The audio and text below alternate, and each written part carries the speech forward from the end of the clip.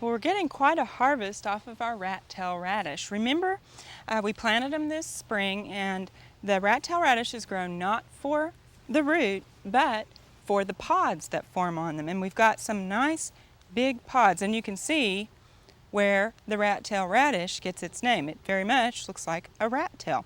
And the time to harvest them, you actually want to harvest them when they are younger. The pods can really get anywhere from 6 to 12 inches long, but you want to use the younger pods that are here.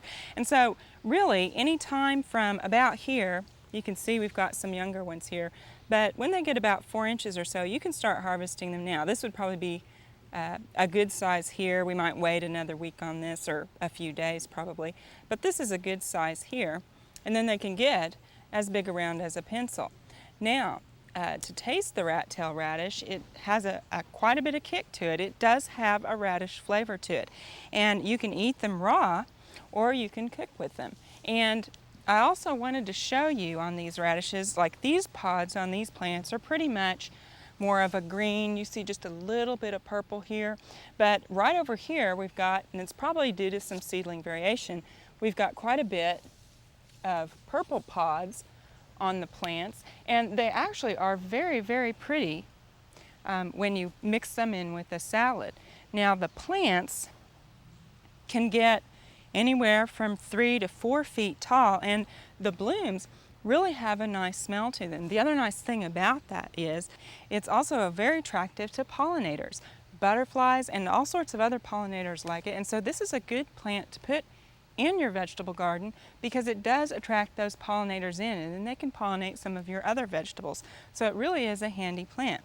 Now, when we planted these, initially I was going to stake them. We didn't get around to that, so you can see that they're kind of falling over. And we also have quite a few rat-tail radishes in here. I think we have 5 plants, and that's a few too many. You could probably do with a couple of plants. Now, the thing to do to kind of space out your harvest would be to plant them on a 2 to 3 week interval. So if I started and put some seed in right now, in fact we might do that down in the other part of our raised bed here, we'd be getting some more harvest later on in the season. So you could actually get that radish flavor all throughout the summer. Now the other thing about rat-tail radishes is they're really great in stir fries and other dishes, and Barbara's going to cook some of these up for us. It's always fun when there's something new from the garden that I've never seen before or tried before. And this year rat-tail radishes were grown out there, and so we're going to do something with them. I've got here a skillet. I'm going to heat it up nice and hot. It actually is hot. We're going to add about a tablespoon of cooking oil to that and give it just a second to get hot. And then we're going to add half of an onion that's been cut into wedges, about a teaspoon of fresh grated ginger, and a clove of garlic that's been minced. And we'll just let those cook real briefly to let some of their juices come out. Now, rat-tail radishes are really an interesting item, and I think we're ready to move on with the next ingredient here, so we'll go ahead. What you see here are the rat tails, and you see there are different colors, and while you're looking at that, I'm going to add to our skillet about a cup of jicama that's been cut into strips, and a green pepper and a yellow pepper, or a red pepper and a yellow pepper. You could add whatever color you happen to be growing or whatever's available.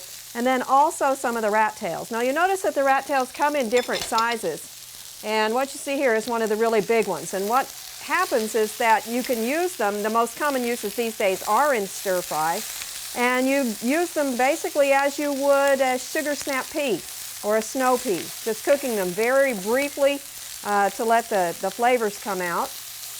They are spicier, and the bigger they get, you can see this great big one as compared to some of them that I use, the bigger they get, the sharper their flavor becomes. So most of the time we're going to want to pick them when they're fairly young. Now over that I've got a teaspoon of soy sauce and a teaspoon and a half of sugar to help bring out some of the flavor.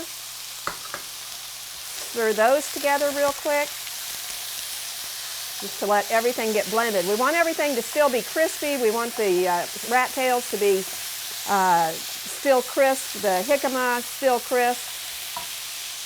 Over that I've got a tablespoon of fresh lemon juice. Stir that in just a little bit, and then some toasted sesame seed oil. Now this is optional. If you have it, fine. If you don't, you could use another vegetable oil or a peanut oil, some other flavored oil, or you could leave it out altogether. Now, one of the interesting things about working with some of these new products is that it's not always possible to find out what the nutrition information is. So I try to put nutrition information on the recipes that come out to you, or that you can obtain from your county extension educator, and I'm losing the things here quite a bit. But the recipe this time does not have the nutrition information for rat tail radishes. So you'll have to, because we don't use very many, I don't think it's going to have a major impact. The dish is very high in vitamin C because of the presence of the peppers. Let's see if we can get a little bit more on here and call it a day since I'm losing so much of it. Now this you could serve as a side dish. If you wanted to, you could actually even put a little bit of chicken or beef or pork that was ready to stir fry and slide that in as well. Another thing that you can do with rat tail radishes is simply sprinkle some on top of a salad with mixed greens and a light vinaigrette dressing or whatever vinaigrette type of dressing that you like.